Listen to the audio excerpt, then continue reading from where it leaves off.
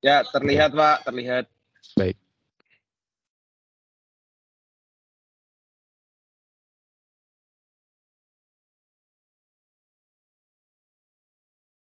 Hilang apa tampilannya masih ada atau hilang? Hilang Pak. Hilang ya? Hilang. Pak, Hilang Pak. izin saya mulai merekam ya Pak Tani. Ya, silakan. Silakan. Coba saya share ulang materinya. Nah ini, sudah kelihatan? Sudah Pak, sudah Baik. terlihat. Baik, kali ini saya lanjut ke materi tentang trafo, khusus ke peralatan khusus ya tentang trafo. Ya, ini mungkin sudah familiar ya. Sudah familiar di kehidupan kita, khususnya yang mungkin bekerja di PLN. Nah ini saya hanya ya menyinggung sajalah. Ya trafo. Jadi kalau suara saya terputus kurang jelas, ya tolong disampaikan ya supaya saya juga tahu. Baik, mesin-mesin listrik itu ada 2 kategori ya. Ada yang diam ini, dan juga ada yang bergerak ya, dinamis. Nah untuk yang diam ya trafo ya, nggak ada lagi. Nih, trafo. Nah trafo itu dikelompokkan ada 3, ada single phase, ada three phase, dan juga ada trafo-trafo untuk pengukuran dan proteksi ya. Nah untuk yang bergerak ya ini, ada motor, ada generator ya. Nah motor ada motor AC, ya ada motor dengan DC ya, motor DC, dan juga ada generator. Ini ada AC, DC, dan juga konverter ya. Nah ini nggak perlu saya kupas lah karena udah pasti tahu lah. Ini hanya untuk pengantar saja. Baik, ini sistem tenaga listrik ya. Ini juga sudah kita tahu bersama ya, dari pembangkit sampai ke gardu distribusi ya. Nih, jadi dari pembangkit disalurkan ke jaringan transmisi, kemudian masuk ke GI, turun ke distribusi sampai ke pelanggan ya. Ini sudah kita tahu bersama ya, tanpa saya jelaskan. Ini prinsip trafo ya, pada dasarnya seperti ini ya. Jadi trafo itu teori dasarnya yang menemukan Faraday ya. Ini sudah kita kenal mungkin.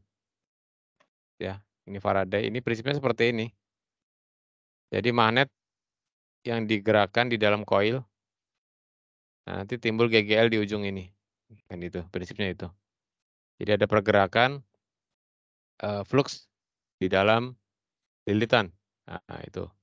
Itu prinsipnya trafo seperti itu. Jadi ada gerakan flux di dalam sebuah lilitan, nanti timbul GGL di ujung ini. Seperti itu ya. Itu prinsip dasarnya trafo seperti itu. Ya, yang menemukan Faraday ini ya. Michael Faraday, prinsipnya seperti itu. Jadi apabila ada flux yang bergerak di dalam kumparan, nanti di ujung ini timbul GGL. Ya, seperti itu. Ini sama saja tadi Faraday. Nah, kalau dikonstruksikan seperti ini, jadi ada primer sekunder ya. Ini primer sekunder. Ya, primernya menginduksikan di inti besi, nanti inti besi ini flux di inti besi ini lewat di kumparan ini, nanti di ujung ini timbul GGL. Itu prinsip dari trafo ya. Itu. Kemudian secara inti itu trafo ada 2 ya, ada core, ada sel. Ini mungkin juga sudah pada tahu ya. Saya hanya mengantarkan saja untuk mengingat gitu. Jadi trafo ada 2 inti, ada core, ada tipe sel ya. Nah, kalau core ya ini. Jadi intinya di 2 ini, 2 sisi ini ya. Nah, kalau sel dia di dalam. Gitu ya. Jadi tipe core maupun tipe sel. Ini ya ini sudah pada tahu saya rasa. Jadi ini hanya saya ulas saja untuk pengantar. Nah, ini kumparan yang ada di trafo, ini single phase, ini three phase ya. Kalau dikonstruksikan seperti ini. Jadi primer ini, sekunder ini, karena kalau yang 3 phase atau three phase itu yang primernya Ini di atas, ini di bawah sekunder, ya. Ini yang 3 pas, ini 1 pas, ya. Sama ya, prinsipnya sama lah ini. Kemudian ini ada 1 pasa dengan gulukan ketiga, tersier nih. Ini tersier ini biasanya untuk mengurangi rugi ya. Jadi biasanya kalau ada kumparan ketiga ini untuk mengurangi rugi. Jadi, dipasanglah suatu kumparan tersier ini untuk mengurangi rugi, biasanya seperti itu. Ya. Kemudian, ini jenis trafo. Tadi sudah 1 pasa, 3 pasa, ada juga trafo pengukuran, proteksi, itu CT, PT, dan CVT. Ya ini udah familiar lah di dunia kelistrikan, ya. Ini juga klasifikasi berdasarkan penggunaan. Ada trafo daya, tadi sudah, trafo pengukuran, CT, PT, ada trafo pemisah, ada trafo proteksi, ada trafo khusus. Kalau dari intinya tadi sudah, tipe core, tipe sel, kemudian dari pendinginan, ada udara, ada minyak, ya, ada juga pendinginan paksa. Nah, berdasarkan jumlah fasanya tadi sudah ada tunggal sama fasa banyak ya, seperti itu. Ini trafo 1 pasa, ya, yang ada di TM, tegangan menengah, ya. Ini primernya ini sekunder dan netralnya di sebelah sini. Ini kumparannya yang di dalam ini ya. Ini kalau dalam kondisi faktanya ini dicelupkan di dalam minyak ya, minyak isolasi. Jadi ini dicelupkan di dalam minyak. Jadi kalau dibuka ini dalamnya minyak ya, seperti itu. Lanjut, ini trafo GI di sebelah kampus ITPLN ya, GI Kosambi. Ini daya 60 MVA. Ini trafonya ini ya, mereknya Unindo. Ya ini nurunin dari 150 ke 20 kV ya. Oke, lanjut. Ini trafo daya yang besar-besar ya. Ini ada 1100 megavolt ampere ya. Ini ada 1000 megavolt ampere dan juga ada 4500 ya. Besar ini. Ini ada di luar negeri ya. Rata-rata dayanya gede-gede ya, besar-besar. Sehingga skalanya sampai ribuan gitu ya. Ini yang ada di luar. Ini trafo daya tadi sudah. Ini yang ada di GI tadi. Ini trafo distribusi. Oke, ini yang terdiri dari 3 buah trafo 1 pasa. Yang ini langsung 3 pasa ya. Ini trafo portal ya atau gardu portal.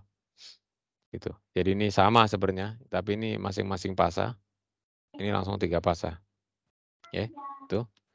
Ada juga memang TM-nya atau jaringan tegangan menengahnya 1 ya. Jadi hanya 1 pasa ya. Ada juga seperti itu. Sehingga jumlah trafonya juga 1 ya. Tapi kalau ininya 3, ya biasanya ini ada 3 buah. Ya. Oke, lanjut. Ini komponen-komponen pada trafo. Ada inti sampai ke peralatan proteksi. Nah ini. Ini ada basing, primer, sekundernya sebelah sini lebih kecil ya. Ini ada incoming 20 kV. Ini bus ya, bus dari sekundernya masuk ke kabel 20 kV. Ada juga radiator, ini pendingin ya. Gitu ya. Nah, ini trafo distribusi untuk yang di tegangan menengah ya. Ini bagian-bagiannya ini. Ada konservator, oli level oli ini. Ada basing primer yang besar ini. Ada basing sekunder. Kemudian ada radiator. Kemudian ada nameplate ya. Ini nameplate-nya ini. Ada merek dan marking ya, merek ini. Kemudian ada pembumian ini. Sampai ke roda ya. Ini ada katup pembuangan minyak ya. Ada keran di sini. Oke. Ini tampak depan, ini tampak samping. Ya, kalau yang sudah tahu ya bosan kali ngeliat ini ya. Tapi kalau yang belum tahu ya ini saya sampaikan. Baik, ini untuk trafo distribusi yang skala tegangan menengah, ini nurunin dari 20 kV ke 380 atau 220 ya. Tuh. Ini beberapa komponen material pada trafo ya. Ada inti besi. Nah, inti besi ini dia apa namanya? Strukturnya itu adalah laminasi dari lempengan-lempengan ya. Jadi lempengan-lempengan yang dipadatkan itu dijadikan satu. Jadi fungsinya itu memang sengaja dibuat laminasi, yaitu sebenarnya membuang rugi ya, rugi apa namanya inti besi, sehingga ketika operasi panas, ya itu nanti dia melewati celah-celah ini, gitu ya, rugi-ruginya tadi. Jadi beda dengan kalau dia padat. Kalau padat ya ruginya lebih banyak ya. Tapi kalau dia laminasi, ruginya bisa berkurang karena melalui celah-celah atau apa namanya celah laminasi ini gitu ya. Ibaratnya itu sebuah jendela ya, jendela pembuangan sirkulasi rugi seperti itu ya. Itu kalau inti besinya terlaminasi yang dipadatkan ya gitu. Jadi kumparan juga ada isolasinya, itu berupa kertas ya. Jadi kertas yang ada di trafo itu biasanya juga ada isolasinya untuk di inti besi apa inti lilitannya itu. Nanti ada kertas isolasi untuk apa namanya melapisi lilitan ya seperti itu. Untuk di konstruksi material-material pada trafo ya. Nah, kertas ini juga punya apa namanya masa pakai ya, karena dalam kondisi operasinya dia terkadang kalau terlalu lama getas ya, getas sehingga bisa terjadi hubung singkat kalau memang ini sifat isolasinya sudah memburuk seperti itu. Oke, lanjut. Ini beberapa gambar trafo yang skala kecil ya. Nah, ini kecil-kecil ini untuk di peralatan rumah tangga ya, juga ada beberapa trafo yang kecil-kecil. Nah, ini ya dia lilitannya kecil ya. Itu, seperti itu. Nah, ini tempatnya namanya koker. Tempat untuk apa namanya? Rumah lilitan namanya koker kalau untuk di trafo-trafo kecil ya. Ini trafo 3 fasa skala besar ya, tadi sudah disampaikan di awal. Nah, sekarang saya ke sini. Ini ada beberapa tipe inti trafo 3 pas. Ada tipe UI, ya, ada tipe U, ada juga tipe EI. Nah, ini yang paling banyak dipakai yang ini. Ya, ini paling banyak dipakai yang ini. Untuk tipe EI. Ya, itu untuk inti-inti trafo 3 pas. Ya, ada 3 nih, UI, U dengan EI, ya. Nah, ini tadi sudah disinggung ada tipe core, ada juga tipe sel. Core semuanya penuh dengan lilitan. Tapi kalau sel paling ujung ini dengan ujung ini kosong. Ya. Jadi core itu penuh dengan semua lilitan. Kalau sel ujung sini dengan ujung sebelahnya ini kosong. Ya. Seperti itu. Ini beberapa hubungan kumparan pada trafo. Ada segitiga, ada juga Y. Ya. Kalau segitiga ya ini, gambarnya begini. Ya. Kalau yang Y gambarnya ini. Ya. Ini Y. Gambar apa? Gambar konstruksi rangkaiannya, ini gambar dari single line-nya seperti ini. Ya. Itu untuk segitiga, ini untuk Y. Ya. Atau Y. Ya. Ini kumparan trafo, kalau dibuka ya sebesar ini ya. Sebesar ini. Untuk apa namanya? Lilitan atau kumparan. Ini sebesar ini ya. Ini susunan belitan primer sekunder untuk single pass. Ini intinya, ini sekundernya, ini primernya ya. Ini primernya di sebelah sini, ini sekundernya. Ini di laminasi apa penyekat ini isolator ya. Jadi ada pembatas ini untuk primer sekundernya supaya tidak terhubung. Nah, ini rumus dasar trafo. Sudah familiar mungkin saya rasa.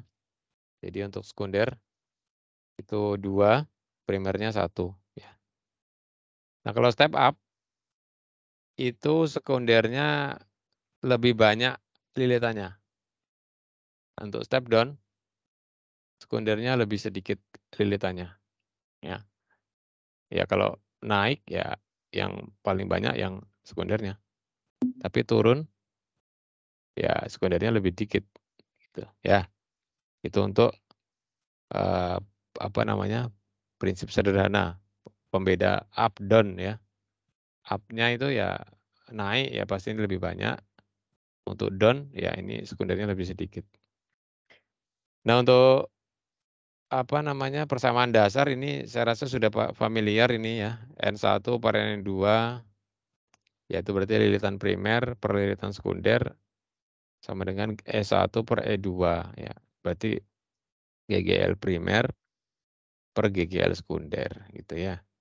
I2 per I1 atau ini arus sekunder per arus primer sama dengan V1 per V2 ya. Ini udah umum lah ini, saya rasa udah tahu. Ini basing. Ini yang ada di kutub-kutub primer sekundernya ada basing ya. Kalau gambarnya seperti ini, kalau fotonya seperti ini. Fungsinya untuk menyekat ya. Menyekat antara penghantar dengan apa namanya? Body. Jadi antara penghantar dengan body disekat oleh namanya basing. Ya, dia fungsinya untuk isolator. Ini sudah saya rasa sama saja teoritisnya. Nah, ini basing untuk tegangan tinggi. Kalau tegangan tinggi ya basingnya lebih besar. Mesti lebih besar ya. Semakin besar tegangannya, basingnya semakin besar ya. Ini basing 115 kV sampai rating 230 kV sebesar ini ya. Sebesar ini. Jadi lebih tinggi dia. Nah, ini 345 sampai 500 ya lebih besar lagi, lebih gendut ya. Seperti itu. Jadi semakin besar kV-nya, basingnya semakin besar. Ini biasanya di lab-lab pengujian tegangan tinggi ada banyak ya, seperti itu. Ya, ini contohnya di lab tegangan tinggi. Itu untuk yang 345 sampai 500 kV. Gitu. Ini alat pernapasan, ini di trafo juga biasanya ada alat pernapasan. Ya, seperti silika gel itu. Kalau dia masih bagus, warnanya apa namanya? Silika gelnya ini masih cerah ya. Biasanya warna biru ya. Nah, itu kalau masih bagus. Tapi kalau sudah mulai berkurang fungsinya nanti warnanya keruh ini. Coklat gitu biasanya.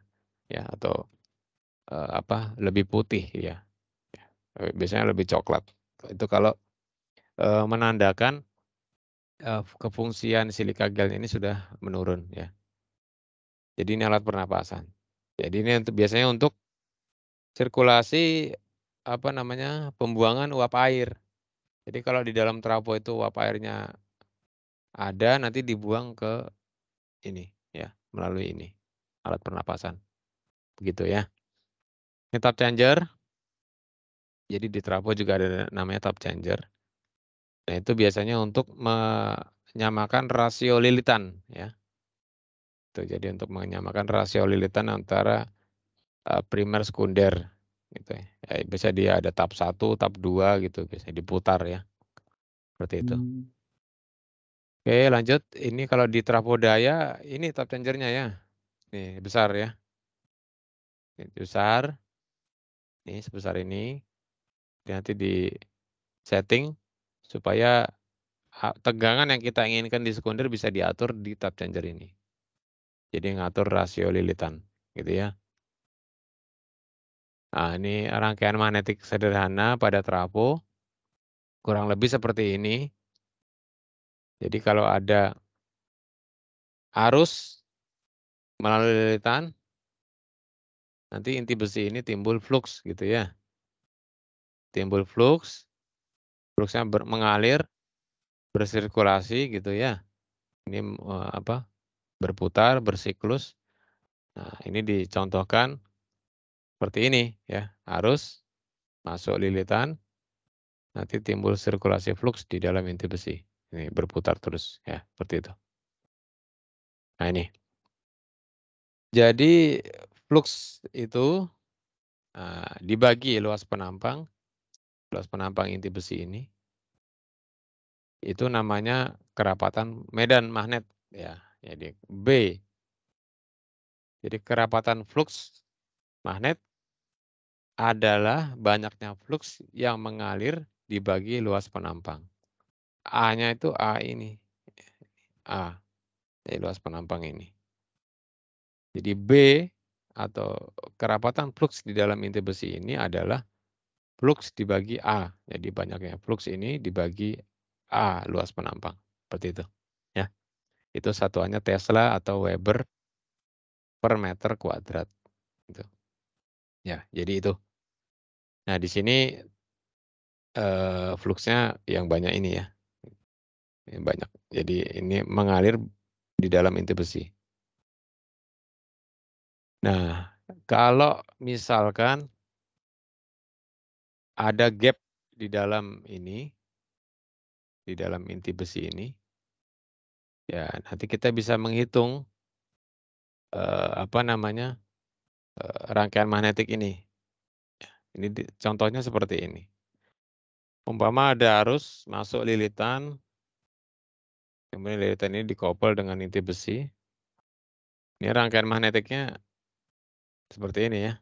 Jadi ada arus, kemudian masuk ke air core atau tahanan dari inti besinya itu. Masuk ke air gap, ini ada gap udara di sini. Nah, ini kayak satu rangkaian tertutup ya, seperti itu. Ini kalau rangkaian magnetiknya seperti ini.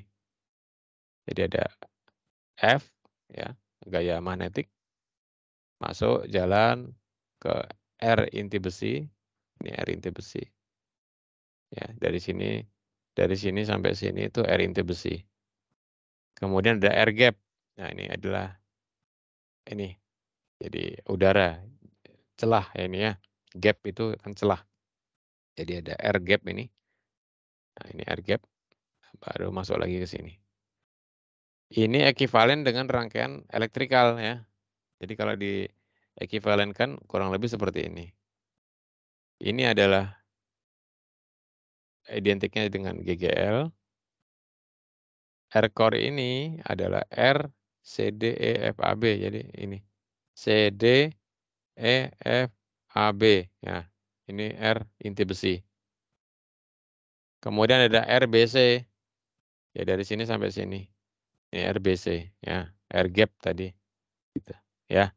Ini analogi dari gambar ini, kemudian dianalogikan kepada gambar sirkuit magnetik, kemudian dianalogikan ke gambar sirkuit elektrikal seperti ini. Gitu ya. Itu kemudian ini ada beberapa parameter dan rumus-rumus yang ada di kemagnetan. Itu ada GGM, ada kuat medan, ada flux, ada kerapatan, tadi sudah. Ada permeabilitas absolut, ada permeabilitas hampa, ada reluktansi. Ya, ini beberapa parameter yang ada di kemagnetan.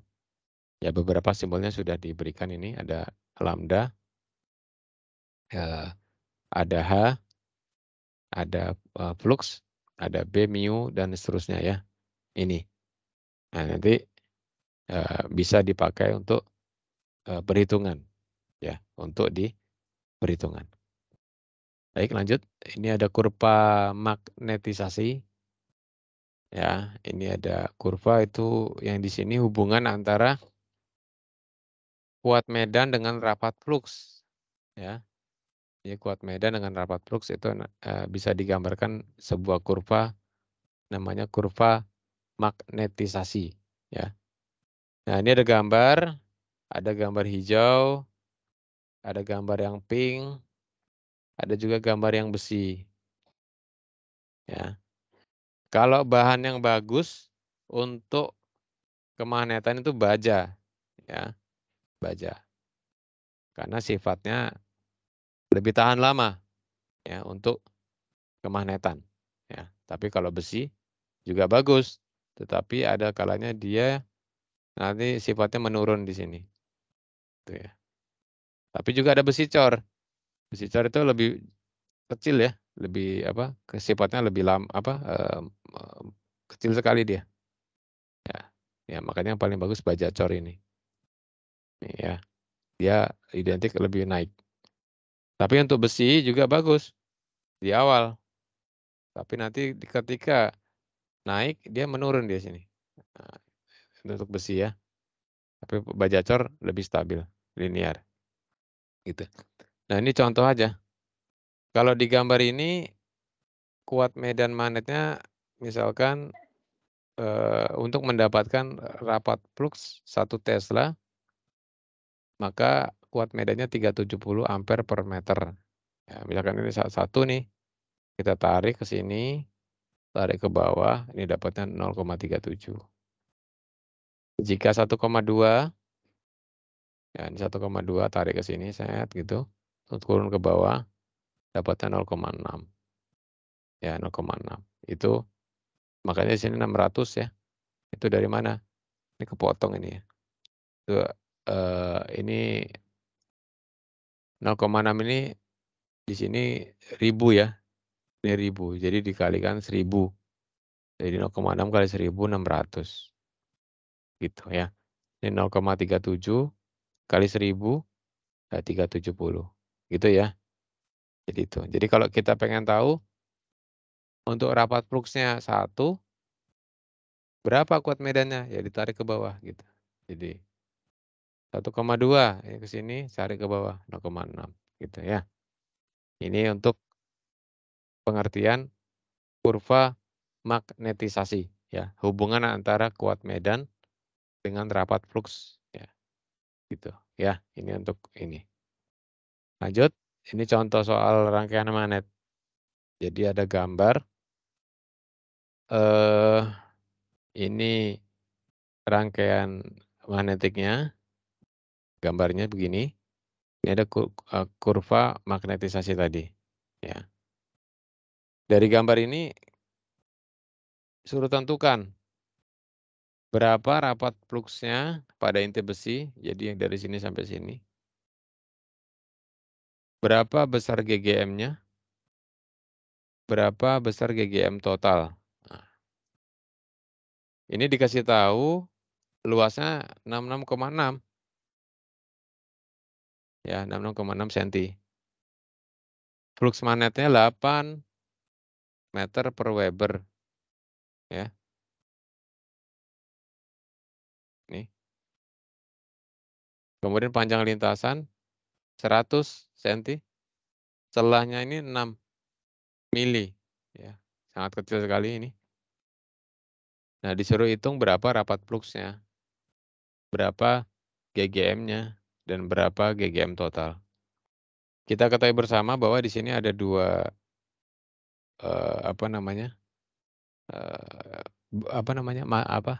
unsur. Pertama inti besi, yang kedua udara ini ya. Karena di sini ada dua, flux ini mengalir di dua kondisi.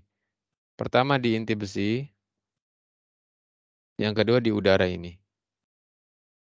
Ya, di udara ini.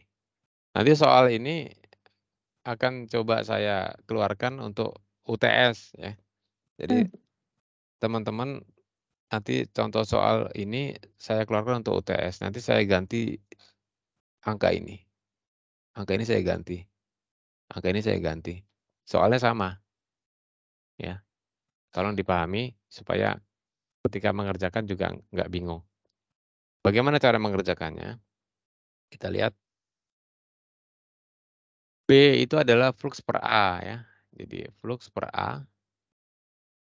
Ya, kita fluxnya tadi sudah dikasih tahu. Ini 8. Ini enggak ini mili ya, sorry, ini mili. Jadi 8 mili Weber Ya, bukan per ini tapi mili. Di 8 miliweber itu adalah fluxnya per A. A-nya kan ini. Ini A-nya ya. Ini 8 miliweber per A. Nah, ini. Tadi dapat ini. 0,008 milinya dilepas, jadinya ini. 66,6 kita jadikan meter ya, dapatnya ini. Sehingga didapatkan 1,2 Tesla. Nah, itu B-nya. Sekarang B ini kita cari kuat medannya. Ya, pakai apa? Pakai grafik. 1,2 di sini. Ya, tarik ke sini. Ke bawah. Makanya dapat kuat medannya 0,6. Nih. 0,6. Ya. Nih. 1,2 diperlukan kuat medan 600. Jadi 0,6 tadi dikalikan 1000 karena di sini K A per meter ya. K ini 1000. Sehingga kalau di sini 0,6 dikalikan 1000. Jadi dapatnya 600 ya.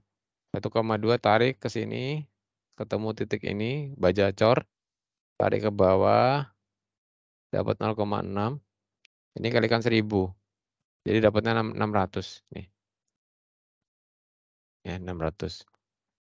Ini untuk kuat medannya. Pertanyaannya kan bukan kuat medan, tapi berapa GGM pada inti besi. GGM pada inti besi adalah ya tadi kuat medan dikalikan panjang lintasan tadi. Kan panjang lintasannya tadi 100 cm ya. Sehingga dari sini sampai sini itu 1 meter. Nih, dari sini sampai sini 1 meter. Sehingga GGM-nya ya tadi fluxnya tadi dikalikan panjang lintasan. Nah ini. Jadi 600 dikalikan 1 meter, dapatnya 600 ampere Tesla. Itu untuk GGM pada inti besi. Nah, untuk GGM pada celah udara, ini mu0 dikalikan H. B mu0 kalikan H, sehingga H-nya adalah 1,2 dari sini dibagi 1,257 ya. Karena tadi sudah dikasih tahu di depan ini nih mu0 itu kan 1,257 nih. Ini. Kelihatan nggak kursor saya ini 1,257? Terlihat Pak Tony. Ya. Lihat, Jadi Pak. Jadi 1,257 dari sini ngambilnya. Sehingga ini mu0 ini 1,257 ini. Sehingga didapatkan kuat medannya adalah ini. 0,95. Rumus dasarnya ini. B mu0 kali H. Nah, kita mencari H-nya ini. H-nya ini adalah ini dibagi ini kan gitu. B-nya ini dari sini. Jadi kita mencari ini dibagi ini. B-nya dari sini. Mu0-nya tadi ini. Dapatnya ini. Nah, sekarang GGM pada celah udara.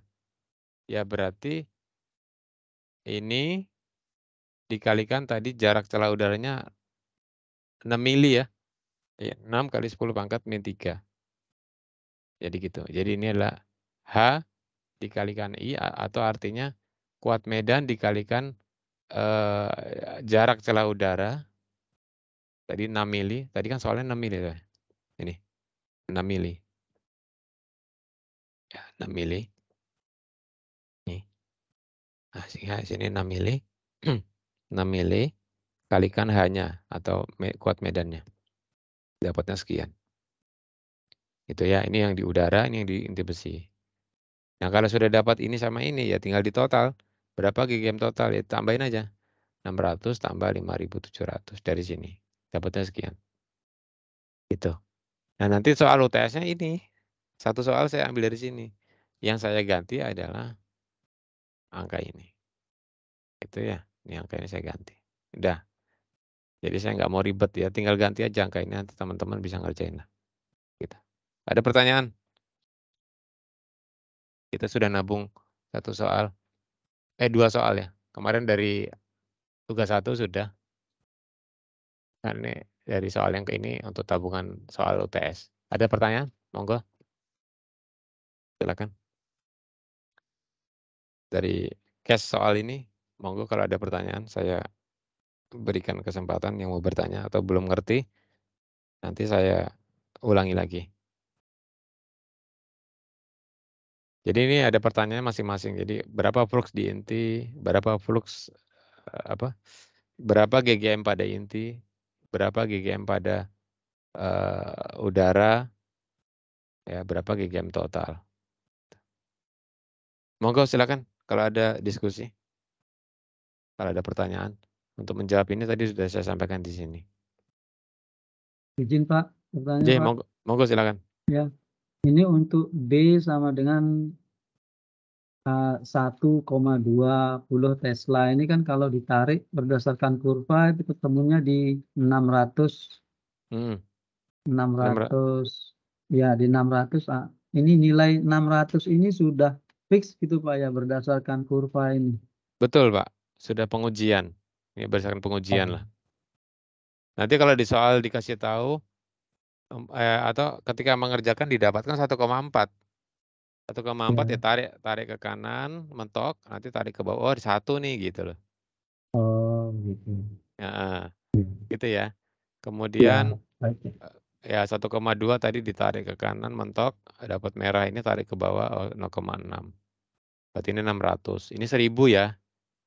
Iya. Ini 1000, ini 600 gitu. Nanti mesti dikasih tahu, Pak. Mesti dikasih tahu. Enggak usah panik. Jadi ketika di kurva ini sudah ditetapkan nanti gitu. Oke.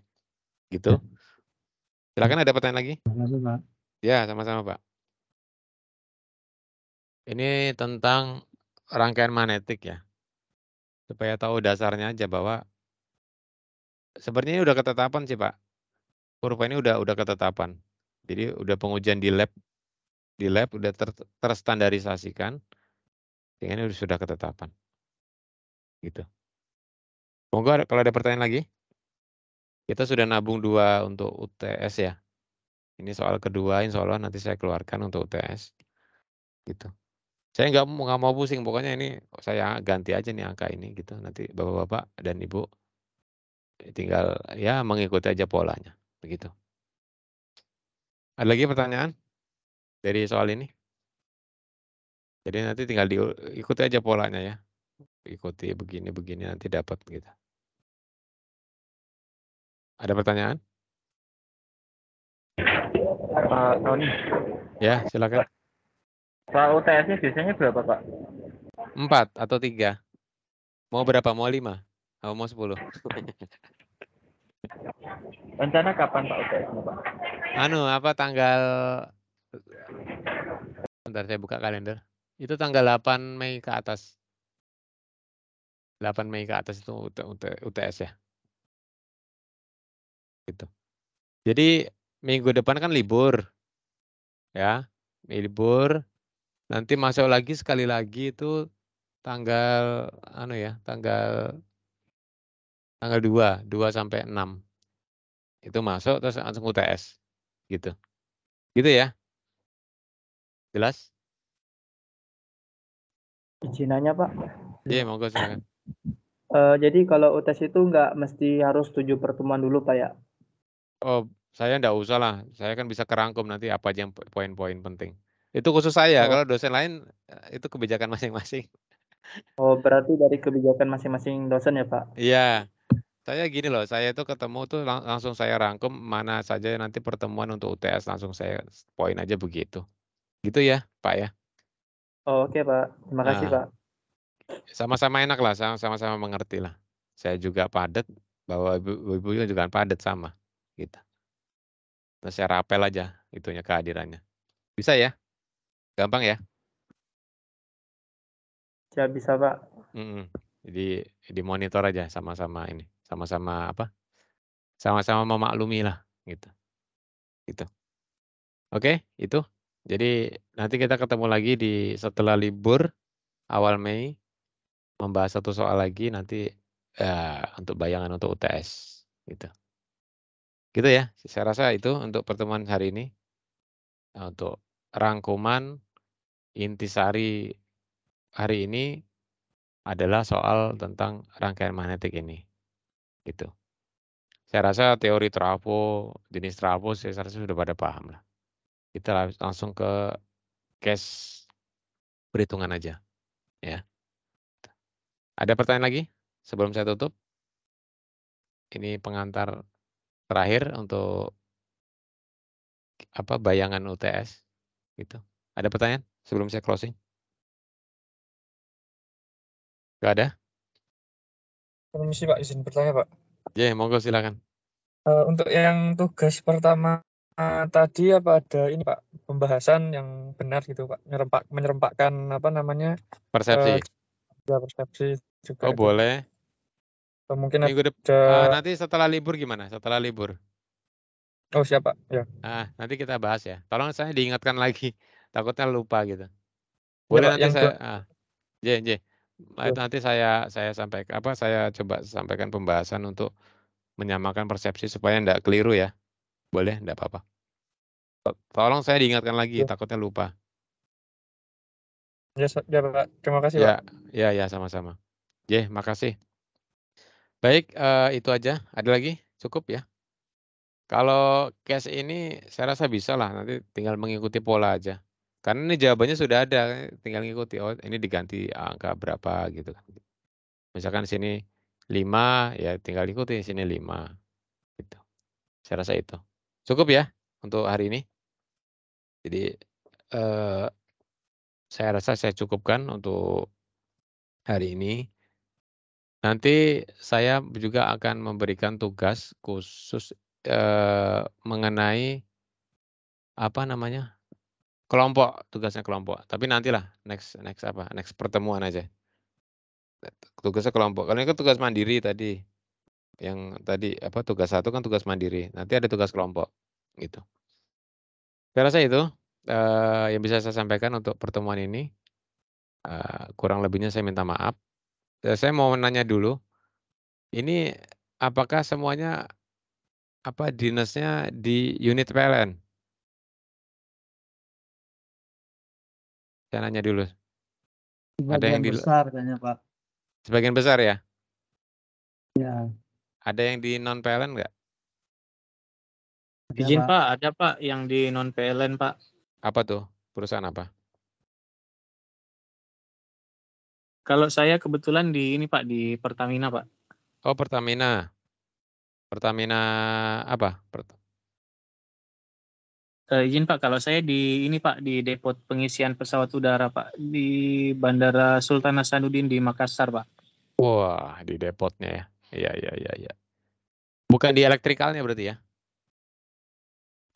Siap, bukan Pak. Bukan Kebetulan ya? saya pemeliharaan keseluruhan Pak. Tidak fokus di elektrikal saja. Tapi pernah di elektrikal? D3 saya di elektrik Pak. Di Oh, di teknik elektrik. listrik Pak. Siap. Iya. Oke, ada rekan sejawat di situ yang di elektrikal? Di kantor Pak, di Pertamina kebetulan banyak sih Pak teman-teman dari Politeknik Makassar yang di Pertamina Pak, di area Sulawesi ini. Yang di elektrikal ada ya? Yang khusus Yang di ngurusin listrik, yang di listrik kebetulan tidak ada Pak, tidak ada yang disiplinnya, tidak ada yang fokus di listrik. Rata-rata teman-teman anak mesin sama anak kimia sih Pak. Enggak, untuk di unit kerjanya enggak ada yang di elektrikal? Iya Pak, tidak terfokus di elektrik Pak. Oh, tidak terfokus. Iya. Oke. Ya udah, soalnya gini, nanti saya akan memberikan tugas kelompok ya. Itu khusus ke elektrikal. Tapi case-case permasalahan yang ada di lapangan, tapi ke trafo khususnya.